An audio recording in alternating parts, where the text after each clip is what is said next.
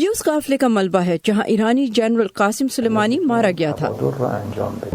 6 ہفتے بعد اس حملے کے نتیجے میں ایران کے ساتھ کشیدگی اب بھی امریکی قانون سازوں کے ذہنوں پر تھی، جب انہوں نے کسی بھی ممکنہ تصادم سے پہلے اس پر غور اور بحث پر زور دیا۔ اگر ہم ایسا کرتے ہیں تو اس کے پیچھے انتہائی سوچ بچار کار فرما ہونا چاہیے، جو ہم کبھی بھی اپنی زندگی میں کسی گتھی کو سلجھانے کے لیے بروئے کار لاتے ہیں۔ سینیٹر ٹم کین کی امریکی کانگریس اور ایگزیکٹو برانچ کے بیچ اعلان جنگ کے اختیار پر لڑائی کو دوبارہ سے زندہ کرنے کی کوشش میں صدر ٹرمپ کے مواخذے کے باعث تعطل آیا تھا۔ ڈیموکریٹس کا کہنا تھا کہ جنگ میں جلد بازی کا نتیجہ ماضی میں کی گئی عراق جیسی امریکی غلطیوں کی صورت میں نکل سکتا ہے۔ آئین امریکی عوام کو کانگریس کے ذریعے آواز فراہم کرتا ہے کہ ہم جنگ میں ملوث ہوں یا نہیں، ورنہ ہمیں آج جیسی صورتحال کا سامنا کرنا پڑ سکتا ہے۔ ملٹری طاقت کے استعمال کی اجازت کے 18 سال بعد، اور وہ بھی جھوٹے بہانے سے عسکری طاقت کے استعمال کی اجازت جس کی اصل میں کبھی اجازت دی ہی نہیں گئی تھی۔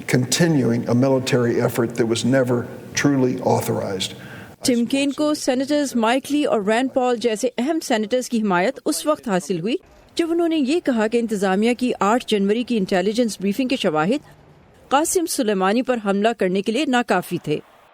اسے متنازع نہیں ہونا چاہیے۔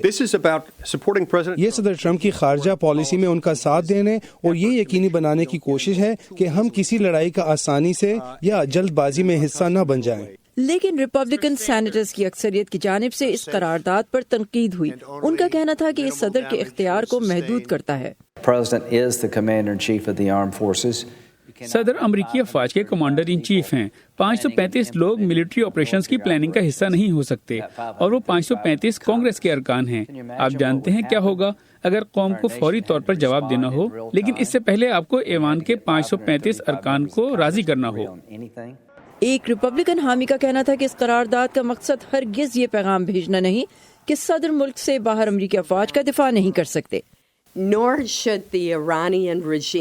ہی ایرانی حکومت کو یہ سمجھنا چاہیے کہ ان ووٹس کا مقصد اس کے جاہرانہ رویے کے خلاف عزم میں کمی ہے۔ جبکہ ساتھ ہی کیپٹل ہل پر صدر کے حامیوں کا کہنا تھا کہ یہ قرارداد نامناسب پیغام دیتی ہے۔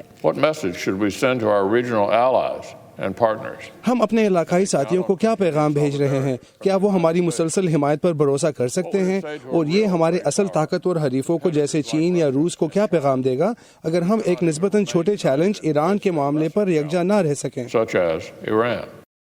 صدر ٹرمپ نے ٹویٹر پر ریپبلکنز کو قرارداد کے خلاف ووٹ کرنے کی حوصلہ افزائی کی تھی، اور ایوان کے دونوں جانب سے پیش کردہ یہ قرارداد امریکی سینٹ میں پاس تو ہو گئی ہے، لیکن توقع کی جا رہی ہے کہ صدر ٹرمپ سینٹ کے اس فیصلے کو ویٹو کر دیں گے، جس کا اختیار انہیں بحیثیت امریکی صدر حاصل ہے۔